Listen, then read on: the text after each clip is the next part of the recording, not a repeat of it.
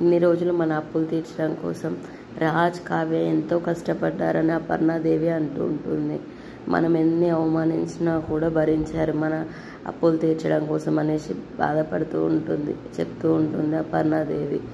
ఇప్పుడు మనందరం హ్యాపీగా అప్పులన్నీ తీరిపోయాయి కాబట్టి సంతోషంగా ఉండొచ్చు, ఏ గొడవలు లేకుండా అని అపర్ణాదేవి అందరితో అంటూ ఉంటుంది. అందరు సంతోషిస్తూ ఉంటారు. కానీ అక్కడే ఉన్న సీతారామయ్య, లేదమ్మా అసలు ప్రాబ్లం ఇప్పుడే స్టార్ట్ అయింది అంటాడు.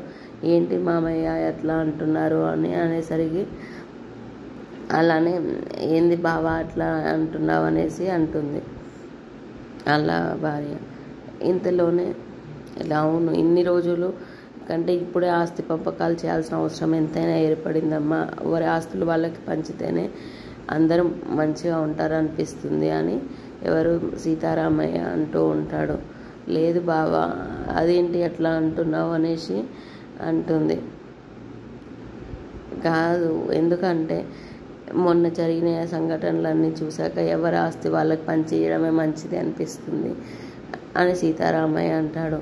అక్కడే ఉన్న రాజ్, కావ్యాలు కూడా షాక్ అయి చూస్తూ ఉంటారు.